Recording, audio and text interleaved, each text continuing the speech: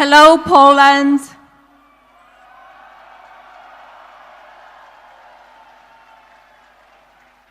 Thank you very much. My husband and I have enjoyed visiting your beautiful country. I want to thank President and Mrs. Duda for their warm welcome and their generous hospitality. I had the opportunity to visit the Copernicus Science Center today and found it not only informative, but thoughtful in its mission, which is to inspire people to observe, experiment, ask questions, and seek answers.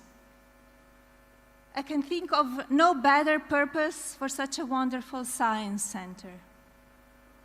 Thank you to all who were involved in giving us the tour, especially the children who made it such a wonderful experience.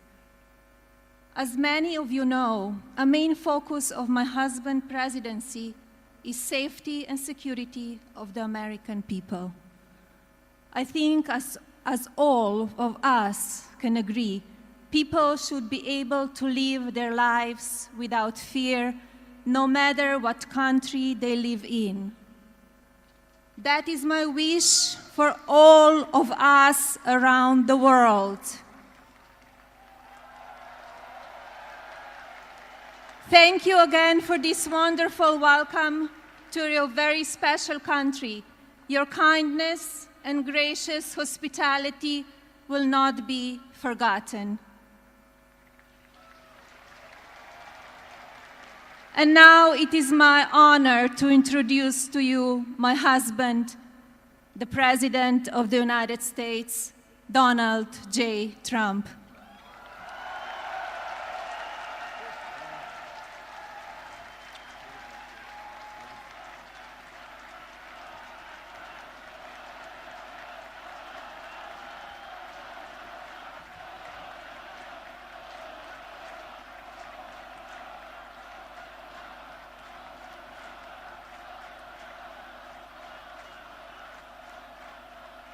Thank you very much. That's so nice. The United States has many great diplomats, but there is truly no better ambassador for our country than our beautiful First Lady, Melania. Thank you, Melania. That was very nice. We've come to your nation to deliver a very important message. America loves Poland, and America loves the Polish people. Thank you. The Poles have not only greatly enriched this region, but Polish Americans have also greatly enriched the United States, and I was truly proud to have their support in the 2016 election. It is a profound honor to stand in this city by this monument to the Warsaw Uprising and to address the Polish nation that so many generations have dreamed of, a Poland that is safe, strong, and free.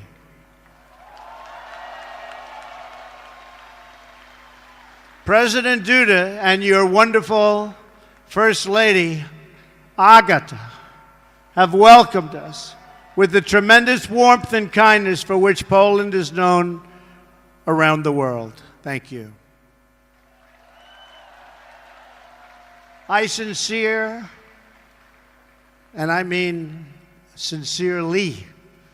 thank both of them, and to Prime Minister Szydło, a very special thanks also. We are pleased that former President Lech Walesa, so famous for leading the Solidarity movement, has joined us today also. Thank you. Thank you. Thank you. On behalf of all Americans, let me also thank the entire Polish people for the generosity you have shown in welcoming our soldiers to your country. These soldiers are not only brave defenders of freedom, but also symbols of America's commitment to your security and your place in a strong and democratic Europe.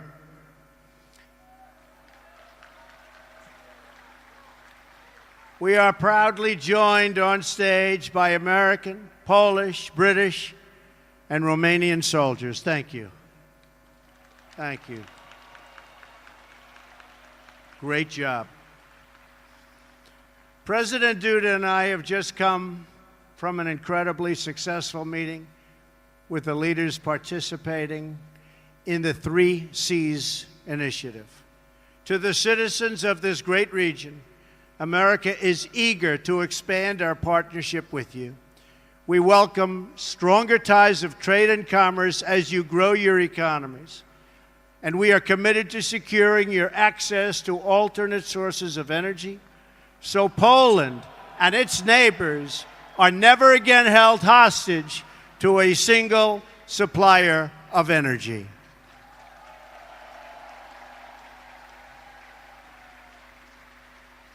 Mr. President, I congratulate you, along with the President of Croatia, on your leadership of this historic 3 Cs initiative. Thank you.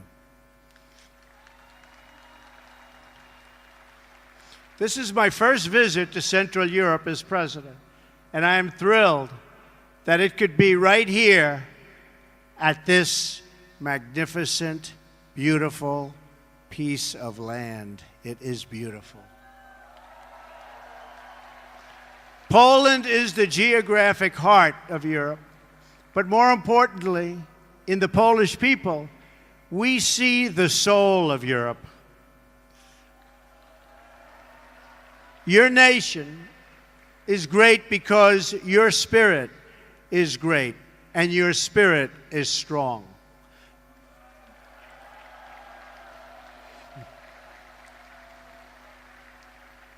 For 2 centuries, Poland suffered constant and brutal attacks.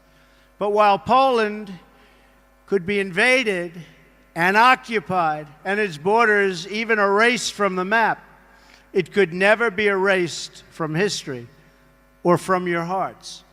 In those dark days, you have lost your land, but you never lost your pride.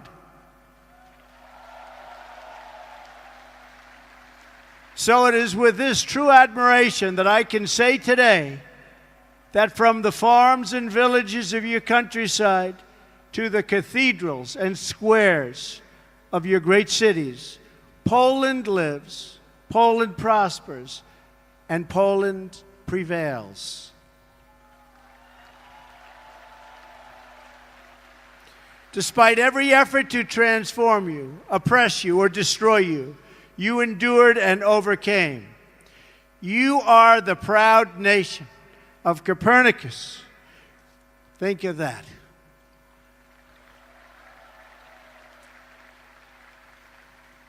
Chopin, St. John Paul II. Poland is a land of great heroes.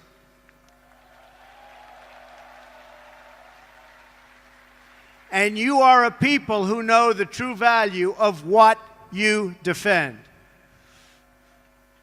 The triumph of the Polish spirit over centuries of hardship gives us all hope for a future in which good conquers evil and peace achieves victory over war. For Americans, Poland has been a symbol of hope since the beginning of our nation.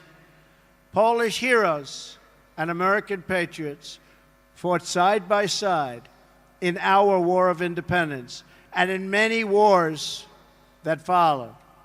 Our soldiers still serve together today in Afghanistan and Iraq, combating the enemies of all civilization.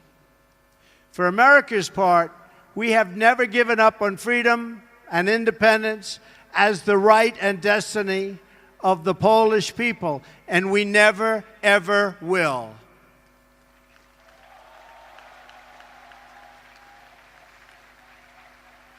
Our two countries share a special bond forged by unique histories and national characters. It's a fellowship that exists only among people who have fought and bled and died for freedom. The signs of this friendship stand in our nation's capital. Just steps from the White House, we've raised statues of men with names like Pulaski and Kosciuszko.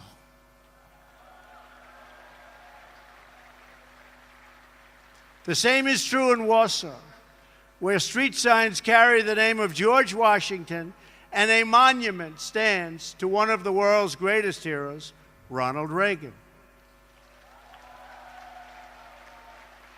And so I am here today, not just to visit an old ally, but to hold it up as an example for others who seek freedom and who wish to summon the courage and the will to defend our civilization.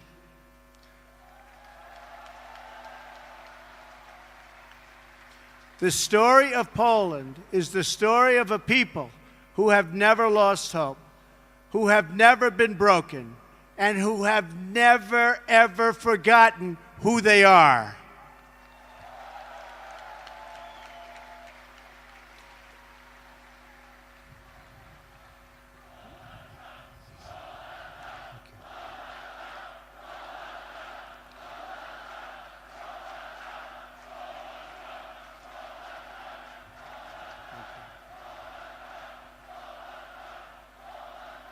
Thank you so much. Thank you.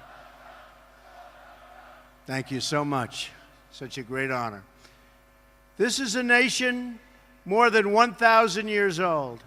Your borders were erased for more than a century and only restored just 1 century ago. In 1920, in the miracle of Vistula, Poland stopped the Soviet army bent on European conquest.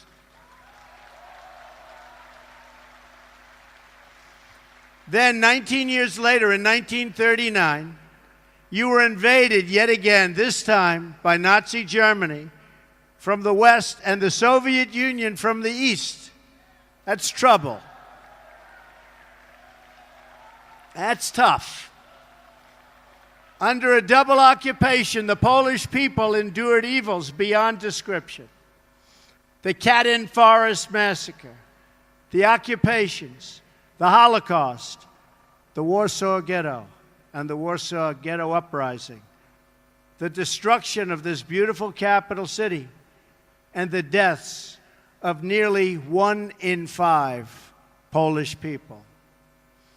A vibrant Jewish population, the largest in Europe, was reduced to almost nothing after the Nazis systematically murdered millions of Poland's Jewish citizens, along with countless others during that brutal occupation. In the summer of 1944, the Nazi and Soviet armies were preparing for a terrible and bloody battle right here in Warsaw. Amid that hell on earth, the citizens of Poland rose up to defend their homeland. I am deeply honored to be joined on stage today by veterans and heroes of the Warsaw Uprising.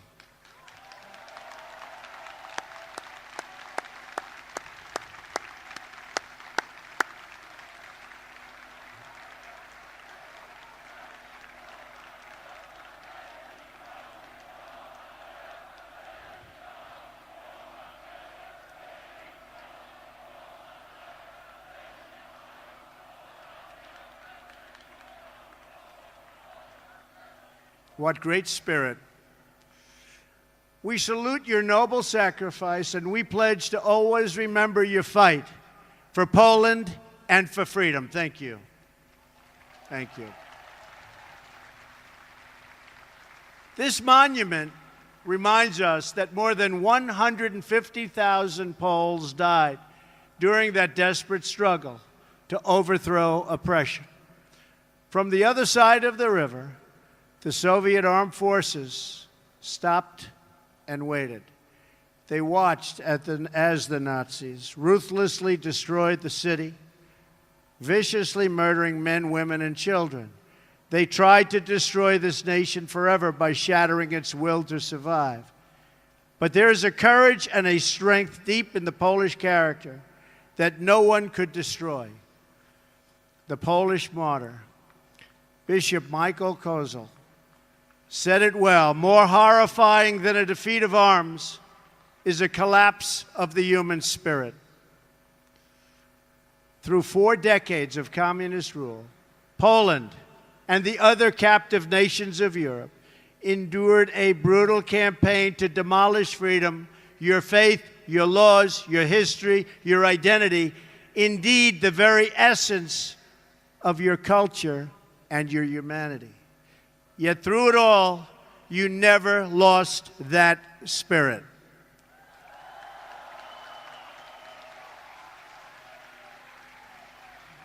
Your oppressors tried to break you, but Poland could not be broken.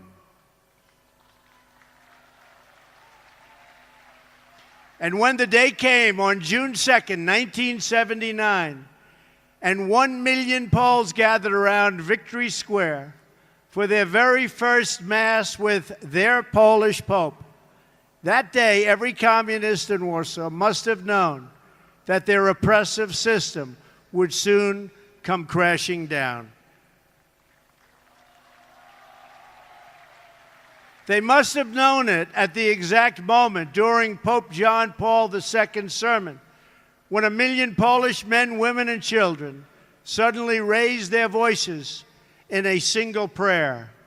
1 million Polish people did not ask for wealth. They did not ask for privilege. Instead, 1 million Poles sang 3 simple words: we want God.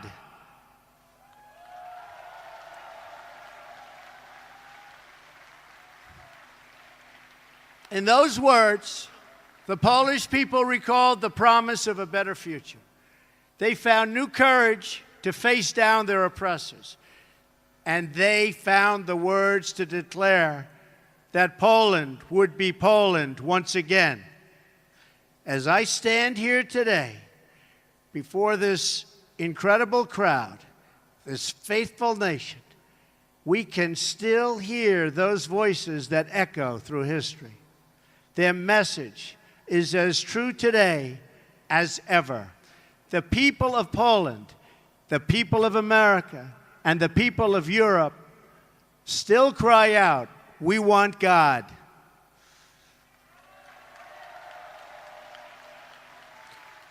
Together with Pope John Paul II, the Poles reasserted their identity as a nation devoted to God. And with that powerful declaration of who you are, you came to understand what to do and how to live. You stood in solidarity against oppression, against a lawless secret police, against a cruel and wicked system that impoverished your cities and your souls. And you won. Poland prevailed. Poland will always prevail.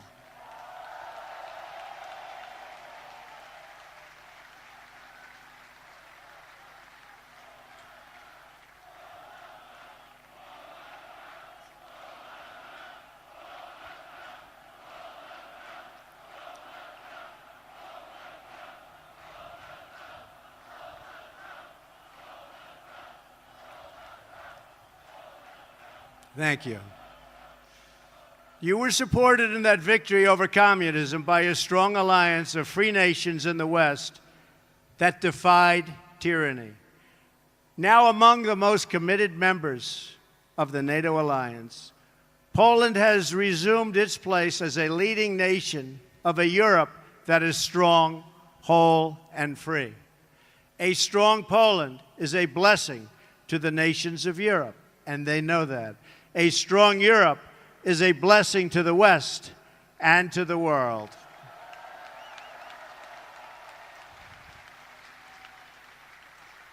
"100 years after the entry of American forces into World War I, The transatlantic bond between the United States and Europe is as strong as ever, and maybe in many ways even stronger. This continent no longer confronts the specter of communism. But today we're in the West, and we have to say there are dire threats to our security and to our way of life. You see what's happening out there. They are threats. We will confront them. We will win. But they are threats.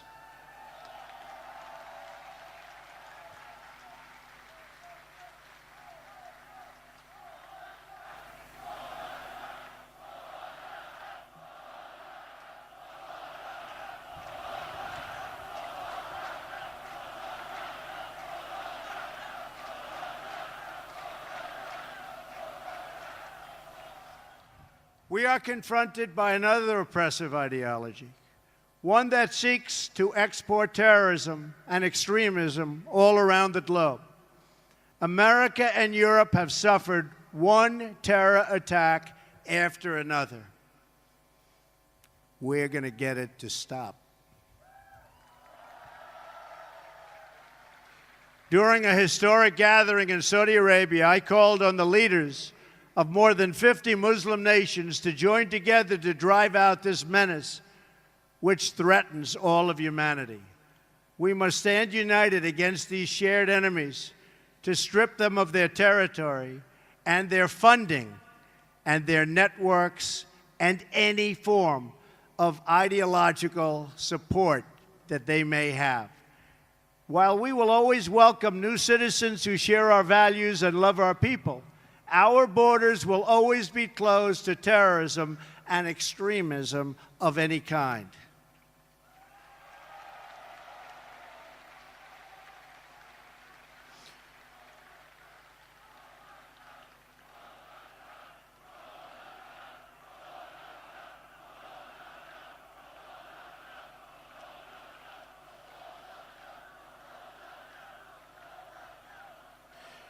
We are fighting hard against radical Islamic terrorism, and we will prevail.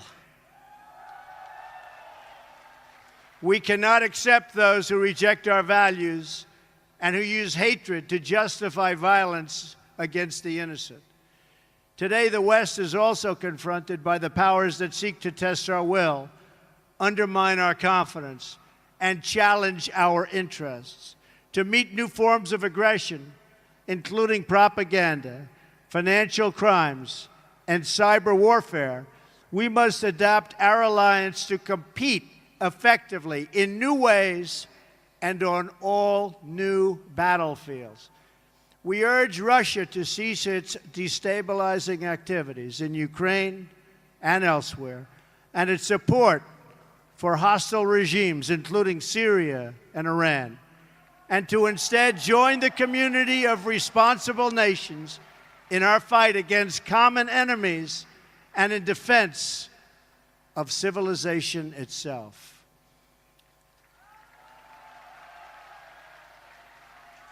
Finally, on both sides of the Atlantic, our citizens are confronted by yet another danger, one firmly within our control.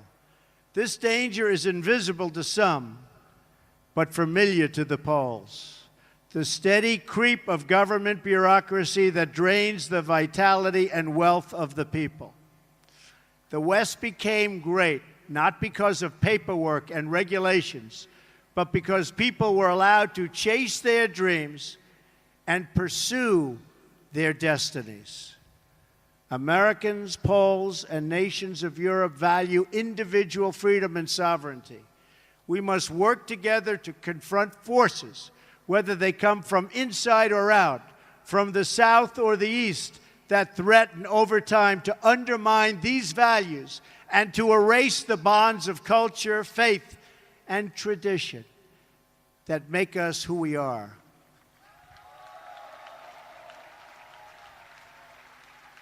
If left unchecked, these forces will undermine our courage, sap our spirit, and weaken our will to defend ourselves and our societies. But just as our adversaries and enemies of the past learned here in Poland, we know that these forces, too, are doomed to fail if we want them to fail. And we do indeed want them to fail. They are doomed not only because our alliance is strong, our countries are resilient, and our power is unmatched. Through all of that, you have to say everything is true. Our adversaries, however, are doomed because we will never forget who we are. And if we don't forget who we are, we just can't be beaten. Americans will never forget. The nations of Europe will never forget. We are the fastest and the greatest community. There is nothing like our community of nations. The world has never known anything like our community of nations. We write symphonies. We pursue innovation. We celebrate our ancient heroes, embrace our timeless traditions and customs, and always seek to explore and discover brand new frontiers. We reward brilliance. We strive for excellence and cherish inspiring works of art that honor God. We treasure the rule of law and protect the right to free speech and free expression. We empower women as pillars of our society and of our success. We put faith and family, not government and bureaucracy, at the center of our lives, and we debate everything. We challenge everything. We seek to know everything so that we can better know ourselves. And above all, we value the dignity of every human life, protect the rights of every person, and share the hope of every soul to live in freedom. That is who we are. Those are the priceless ties that bind us together as nations, as allies, and as a civilization. What we have, what we inherited from our, and you know this better than anybody, and you see it today with this incredible group of people. What we've inherited from our ancestors has never existed to this extent before. And if we fail to preserve it, it will never, ever exist again. So we cannot fail. This great community of nations has something else in common. In every one of them, it is the people, not the powerful, who have always formed the foundation of freedom and the cornerstone of our defense. The people have been that foundation here in Poland, as they were right here in Warsaw. And they were the foundation from the very, very beginning in America. Our citizens did not win freedom together, did not survive horrors together, did not face down evil together, only to lose our freedom to a lack of pride and confidence in our values. We did not, and we will not. We will never back down.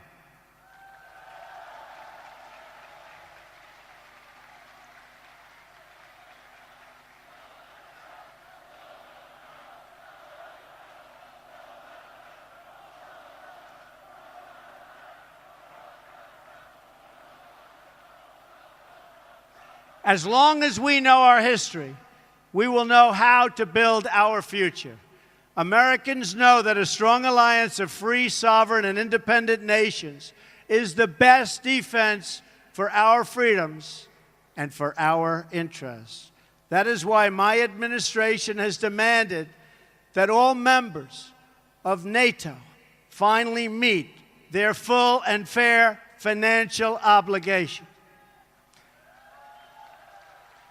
As a result of this insistence, billions of dollars more have begun to pour into NATO. In fact, people are shocked, but billions and billions of dollars more coming in from countries that, in my opinion, would not have been paying so quickly. To those who would criticize our tough stance, I would point out that the United States has demonstrated, not merely with words, but with its actions, that we stand firmly behind Article 5, the mutual defense commitment. Words are easy, but actions are what matters. And for its own protection, and you know this, everybody knows this, everybody has to know this, Europe must do more. Europe must demonstrate that it believes in its future by investing its money to secure that future. That is why we applaud Poland for its decision to move forward this week on acquiring from the United States the battle-tested Patriot air and missile defense system, the best anywhere in the world. That is also why we salute the Polish people for being one of the NATO countries that has actually achieved the benchmark for investment in our common defense. Thank you, Poland. I must tell you, the example you set is truly magnificent, and we applaud Poland. Thank you. We have to remember that our defense is not just a commitment of money. It is a commitment of will. Because as the Polish experience reminds us, the defense of the West ultimately rests not only on means, but also on the will of its people to prevail and be successful and get what you have to have. The fundamental question of our time is whether the West has the will to survive. Do we have the confidence in our values to defend them at any cost? Do we have enough respect for our citizens to protect our borders? Do we have the desire and the courage to preserve our civilization in the face of those who would subvert and destroy it? We can have the largest economies and the most lethal weapons anywhere on earth. But if we do not have strong families and strong values, then we will be weak and we will not survive. If anyone forgets the critical importance of these things, let them come to one country that never has. Let them come to Poland.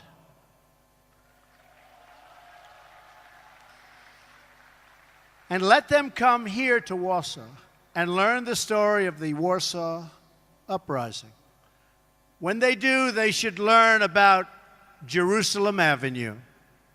In August of 1944, Jerusalem Avenue was one of the main roads running east and west through this city, just as it is today. Control of that road was crucially important to both sides in the battle for Warsaw. The German military wanted it as their most direct route to move troops and to form a very strong front. And for the Polish Home Army, the ability to pass north and south across that street was critical to keep the center of the city and the uprising itself from being split apart and destroyed. Every night, the Poles put up sandbags amid machine gun fire, and it was horrendous fire, to protect a narrow passage across Jerusalem Avenue. Every day, the enemy forces knocked them down again and again and again. Then the Poles dug a trench. Finally, they built a barricade. And the brave Polish fighters began to flow across Jerusalem Avenue. That narrow passageway, just a few feet wide, was the fragile link that kept the uprising alive. Between its walls, a constant stream of citizens and freedom fighters made their perilous sprints. They ran across that street. They ran through that street. They ran under that street, all to defend the city. The far side was several yards away, recalled one young Polish woman named Greta. That mortality and that life was so important to her In fact, she said, the mortally dangerous sector of the street was soaked in blood. It was the blood of messengers, liaison girls, and couriers. Nazi snipers shot at anybody who crossed. Anybody who crossed, they were being shot at. Their soldiers burned every building on the street, and they used the poles as human shields for their tanks in their effort to capture Jerusalem Avenue. The enemy never ceased its relentless assault on that small outpost of civilization. And the Poles never ceased its defense. The Jerusalem Avenue passage required constant protection, repair, and reinforcement. But the will of its defenders did not waver, even in the face of death. And to the last days of the uprising, the fragile crossing never, ever failed. It was never, ever forgotten. It was kept open by the Polish people. The memories of those who perished in the Warsaw Uprising cry out across the decades, and few are clearer than the memories of those who died to build and defend the Jerusalem Avenue crossing. Those heroes remind us that the West was saved with the blood of patriots, that each generation must rise up and play their part in its defense.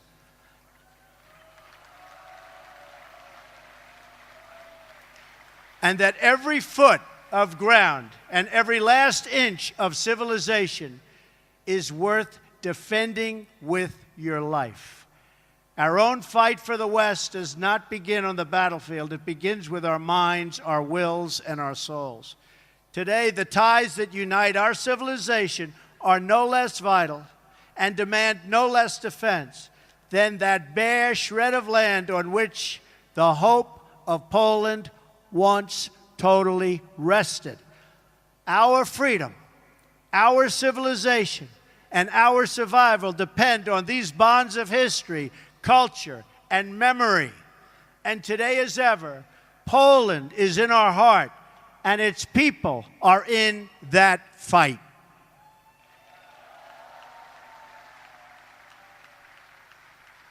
Just as Poland could not be broken, I declare today for the world to hear that the West will never, ever be broken. Our values will prevail, our people will thrive, and our civilization will triumph.